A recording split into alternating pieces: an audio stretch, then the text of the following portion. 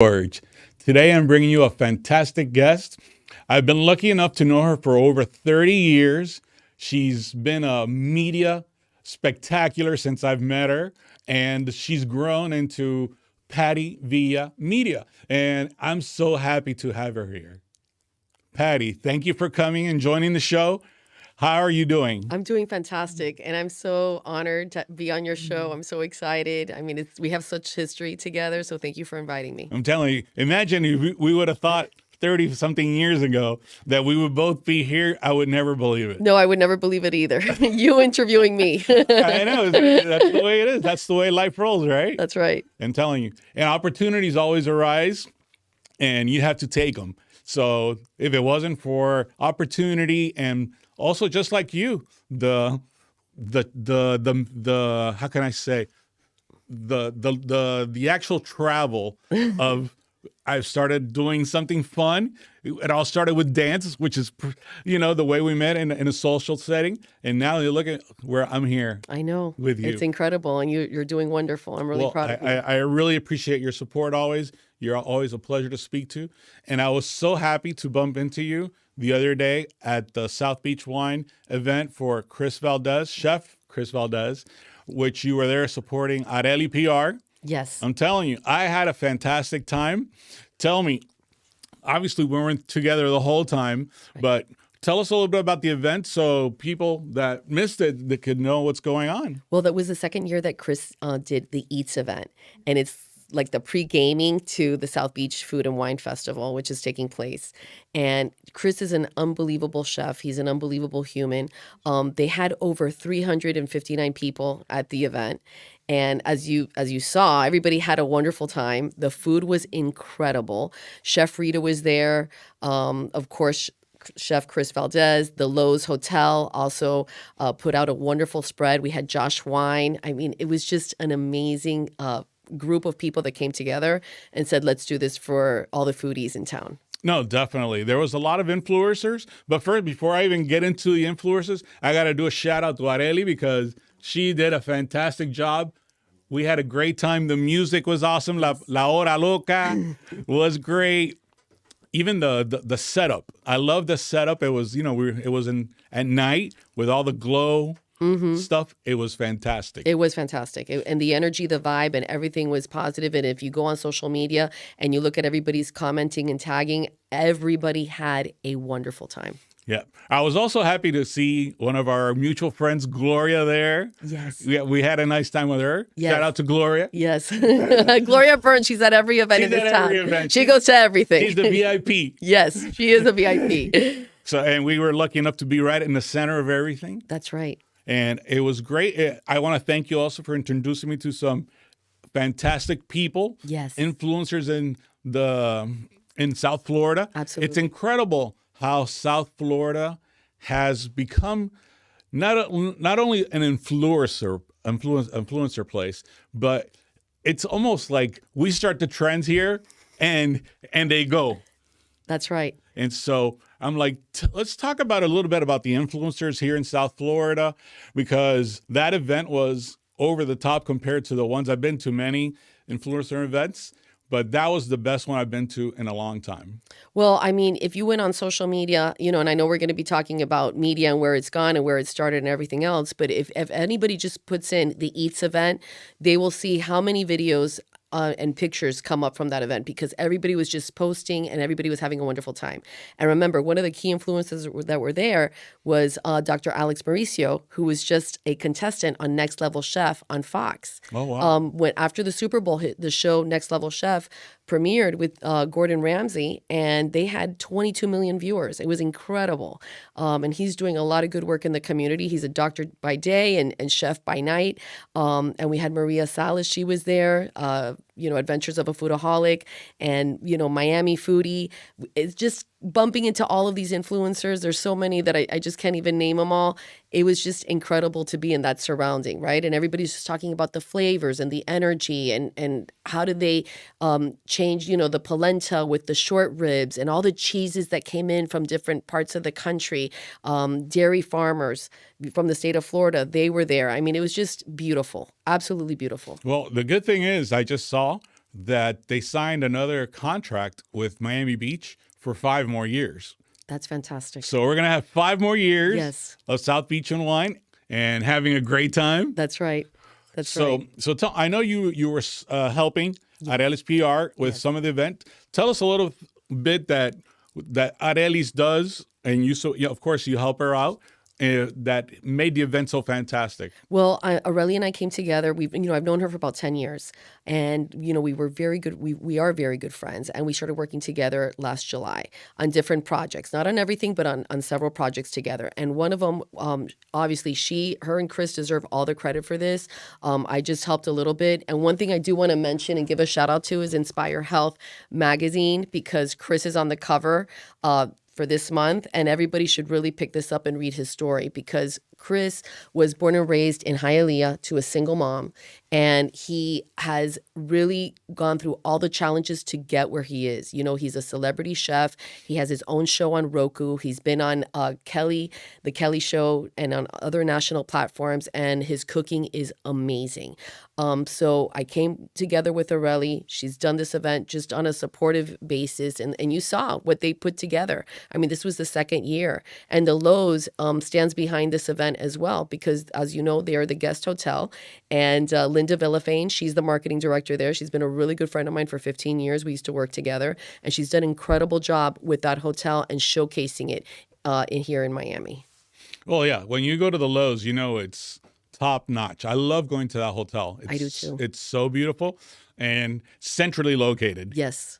Which is very, very important, and easy access for parking. That's right. I was just about to say that. the parking situation at South Beach. That's one of the reasons, believe it or not, I loved South Beach back in the day. Yes. I would be there every weekend. But when they removed you were able to park, remember, on the street? Yes, I do remember and that. now you have to park, and it's so difficult to find a parking spot sometimes. It is. It is. So you're like, oh my God. to go to South Beach, I really will have to want to really go to the event. Right, right. Because also we have not just South Beach, but Coral Gables has been exploded. I'm sure. Have you ever been to Geraldo Plaza? I have. It's beautiful there. And Oh a lot my of great God. restaurants. Oh my God. I love Geraldo. And they have their first rooftop.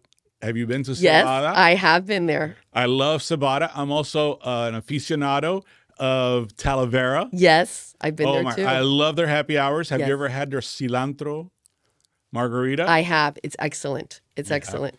And one of my good friends, Clutch Burgers. Steve Bradley. Absolutely. Shout out to Steve. I just want to say something about Steve, because he's an amazing human as well, and an amazing chef. When I was working at Coral Gables Hospital, and this was all during COVID, he would come and donate hamburgers, food to the heroes, the healthcare heroes, other nurses and doctors. And he is so involved in our community, and he's always, doing great things. So shout out to Steve, because he's an amazing human. Bingo? No, that's one event I have to go to. Yeah, I want to go to it too. I haven't. Then let's make it a date. Okay, Let's go together. there we Me, go. you, and You your let me wife. know. We're gonna go. It's a good thing that you brought COVID up. Tell me, how has media changed? Because obviously we were in a bubble for a year and a half or so. Tell me, how has media changed since COVID hit us until now? Well, it's been, we were talking about this, right? I've been in media for a really long time. I started working at CNN as a secretary when I graduated from college, from Mary University. And I started working there. I'll never forget. It was July 4th, 1993. And John Zarella, who was the bureau chief at the time, when he hired me, he said, I always hire people that are hungry and that are eager and that are just out of college, because I want to give them an opportunity. Right? We were talking about that earlier too, having the right opportunity come into your life. And he gave it, and I ran with it. And I really learned everything that I know. A lot of the things, my base, I learned at CNN, spending 8 years with them. So, moving through media, television, then I get into PR and marketing, did some really good work there for some nonprofits, organizations, and then for other businesses here, in Miami locally. And then I get into healthcare 8 years ago. I remember that when COVID first started, no one really knew what was hitting us. But I do remember the day that I saw it on the news, and that was before the shutdown when they said that California had shut down. I knew that that was going to come over here. And I remember the news stories that we were doing, and the reporters would call me and say, I want to see the room where if someone comes in with COVID, where would you, confine them to? Right. And here we are showing them one little room, not thinking how this was going to hit an entire population in the world. The way we communicated was, the first two to 3 weeks, first 2.5 weeks, I worked from my house.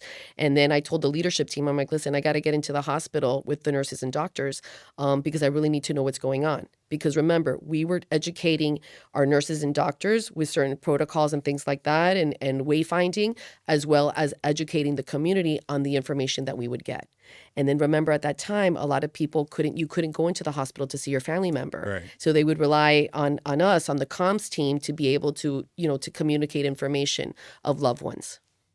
No, yeah, you did a great job. Thank I you. remember being at home, and I hadn't spoken to you in a while because you know how it is. Miami, we're so busy, Yes. but we're lucky enough to with social media we know what's going on. But all of a sudden, I'm watching TV, and who do I see? But Patty Vila on TV in one of your commercials for the hospital. I was like, oh my God, look at that! She's a star. You've been from in front of the camera.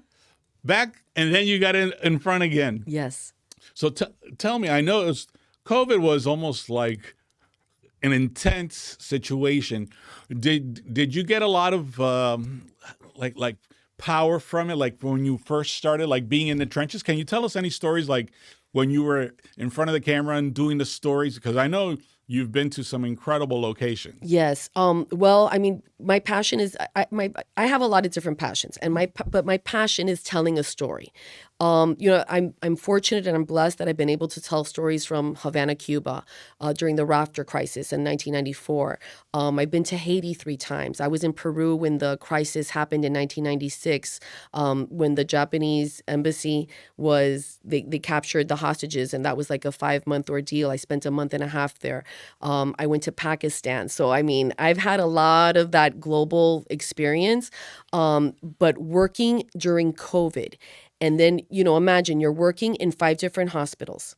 Remember, some people got furloughed, right? And the people that got furloughed, I just want to make a note of this. It were people that were really not essential to the hospital, all right? Because we kept all our staff with the nursing and the doctors and everything else. Mm-hmm. But the team really came together as one. We were close before, and COVID even brought us closer. We had an amazing all the hospitals did. I mean, they all did a great job. And I want the community to know that before COVID, all the CEOs from all the different hospitals, they talk all the time. They're in constant communication. But during that period that we were all living, they became even closer as well. Why? Because you're transferring patients sometimes from one hospital to the other, or you just have to know about what is going on at another hospital system. So, I mean, it was a time that many of us came together. Well, I really appreciated seeing the CEOs and some of even like the operations people. Especially there was a gentleman, I'm sure you know his name. It doesn't come to me, from Jackson. Mm-hmm. He did such a great job informing the public. He would have his press conferences and he would say exactly what's going on. There was also a great lady from FIU that I could picture her right now, but obviously I don't remember her name. She was, what I loved about her, that she was straight to the point and gave you great information, especially looking now. You look back and, we were all kind of scared. I remember when we were washing our food from going to Publix and people were washing it. Everybody was very scared of you could catch COVID. Nobody really knew what was coming and what it was. That's right. But, I think that especially in South Florida, we always, I think we take it over the top and we do a great job. And I'm actually proud of Miami. A lot of people talk smack about Miami, about traffic or whatever. But, the one thing I love about Miami is that, we're a great melting pot. And even when bad things happens, usually something good comes after. That's correct. That's You know? correct. Every single time, and especially for, you and I, we were both raised here. Yeah. So we've seen Miami evolve. And to Exactly. find people like us is very hard right now Yeah. because we have so many transplants that have come to our city. But it's true. Miami is, I'm very proud of my city, just like you. We always seem to overcome everything that we've ever gone through, been through. And when there's other catastrophes in the world, we're always one of the first ones to respond. Yeah. Our communities always come together. And I think that has a lot to do with a lot of people here having family values, Yes. and believing in community. Exactly. Believing in community, which is very important. Well, believe it or not, one of the reasons that I'm here at Miami Community Newspapers is because when I first was exposed to Miami Community Newspapers, not only were they informative, but they were a positive news source that I could get. And it wasn't all the, bad stories that we see breaking all the time and this and that. They would take positive stories. There's even sections that they have, for students of positive things that happen. And, I want to give a shout out to the Miller brothers because you guys have done a fantastic job for years. And I'm so happy to be a part of it here. I only have positive vibes in my mind. I agree. I don't like to have any negativity.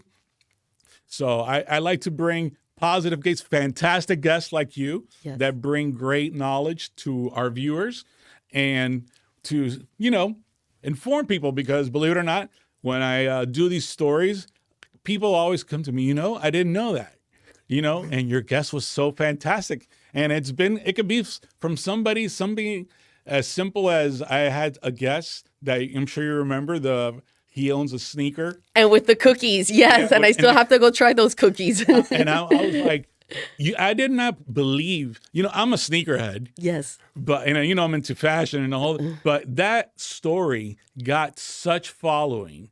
And I was like, wow, this kid, 20-something, is an entrepreneur. And I put out a positive story of him and just telling his story. And it got such positive, and it did great. It got so many likes and views.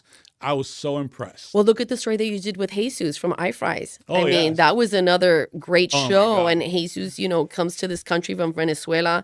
He's, here for many years. He's starting his own business at iFries at Westland Mall. And now he's thinking of franchising and opening up a second location. I mean, he's doing phenomenal. And that was a great... And the food was delicious. And the food was delicious. Yeah. That was another great show you did. Well, let's talk about Patty Vila Media. Yes. Okay. I know you've done some ribbon cuttings and stuff like that, but tell us what else.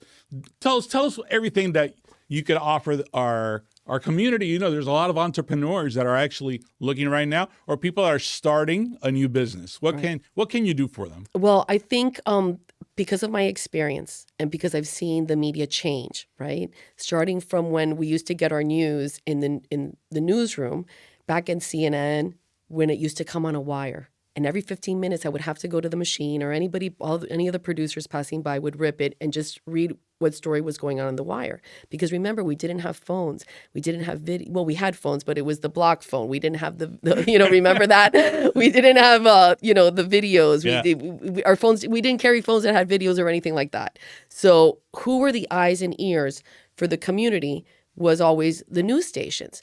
But look how much things have changed, that Channel 6 last Sunday, shut down their entire sports department because they said that people can just go online and get their news that way, right? So since I've seen the transition and see how things have changed, I'm not the type of person that if you call me, and I just had this recently happen to me, that I had a small business owner call me and said, I want a press release on this. And I said to them, let me think about that. Because I knew that was not going to get him traction, just putting out a press release on what he was doing. I waited about a month because I was thinking strategically, what can I do to help this person? And I called him and I said, listen, we need to do reels. We need to be on social. I can take you around the newspaper circuit. We can do some interviews, some pay for play, because that's happening more now than ever before. What's right? it called again? Pay for play. What can you elaborate on that? Sure, absolutely. Pay for play is at times when, let's say you pay a certain amount of money to be interviewed for a story. and it could be like an advertorial type of piece. Is that like an infomercial, more or less? I would say Because I've seen what was his name, the CNN guy, Larry King. Larry King. Yeah, He would do some stuff like that, right? He would do those infomercials. It would be something along those lines, right? Because what people want to do, since we're bombarded, everyone is bombarded, my messaging all the time, you're trying to get out the right message of what you're trying to say. And I always say that I know everyone believes that digital marketing is all of that and it's 100%. And maybe there's even certain companies that think that that's all they should be doing. But I'm here to tell you today that everyone needs to be looking at the bigger picture and what's right for their company. And I think we're still living in a society, especially here in South Florida, where you need to mix it up and have a little bit of everything. You need to be on the radio. You need to be on TV. You need to be on the magazines, in the newspapers. So I love digital marketing, but I'm here to tell you that you need to be able to diversify and think about other options. Definitely. I still know people that grab they still have, that newspaper that you could get at home that they deliver it. There's people that have flip phones. Yes. And, these are people that are, well-to-do people, right. But they just don't want to jump into this new media. And it's incredible. It's like, somebody told me the other day I was at an event and they're like, oh, so-and-so told me that you're doing this show. What is it about in this? I'm like, I a little bit of do everything. And they're like, oh, but they told me you were doing a restaurant thing. What restaurant was it? And I'm like, don't you know what's going on? And they're like, oh no, I don't even have a social media account. I hear everything by word of mouth. And believe it or not, I personally feel that word of mouth is probably the best. I agree. And just to your point, my sister is not on social media either. Oh, really? She never has been. And you mentioned the flip phone. There was an article that I recently read that millennials are going back, many of them going back to getting the flip phone where they just can't get on social. They just need a phone to dial, right, to be connected because they're so tired of seeing all the social media. That it becomes overwhelming sometimes. Right. You have so many different channels, and that's what's changing. And networking. I believe that networking is one of the most powerful things that you can ever do, and be true to your word. Because a lot of the relationships that I have of 30 years, look at you and I have been together, known each other for 30 years. And relationships of people that I work with, are all from the history I've had with other people. I mean, perfect example, Aurelie. Aurelie was a good acquaintance of mine. And last summer when I was called upon for a project and I really couldn't do it because I was working, I had a full-time position at that point. And I called her and I said, these people need your help. I can volunteer, I can give my time. Why don't you take on the project? And I recommended her. And that's how we started then working together. Right? Because you have to have good energy. I always believe that, many years ago, I worked a little bit of freelance for Oprah Winfrey when I lived in Chicago. Oh, wow. And she always said that everybody has to have the right seat on the bus. And I'll never forget that because that saying is even in the book From Good to Great. And I always go into a company looking and analyzing and saying everybody has to have the right seat on the bus in order for that company to move forward. And one of the things that I also want to give out a shout out, not because I'm sitting here today with you or not because I know the Miller brothers, but we were talking about the Miami Herald, right? And I was a little girl. My mother was subscribed to the Miami Herald for 25, 26 years. Used to get to my house. I was a little kid. I would open the paper, smell it. I loved the smell of the paper, watching the nightly news with my parents. And one thing that this Miami community newspapers has been able to do is since more and more large newspapers like the one in our town has been, readjusting or laying off or however anybody wants to look at it, it has given the community newspaper more power to really be involved in the community. They always have been, but be a bigger voice.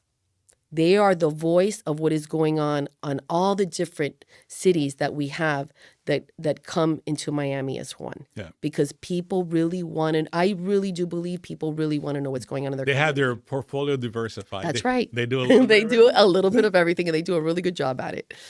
Before we finish up, obviously, I want you to tell the people, obviously in camera one right here, Tell us which is the easiest way to contact you if they want to render your services. Anybody can call me on my personal cell phone. I always give it out to everybody, 305-498-9660, or you can DM me on Instagram at Patty Villa Media.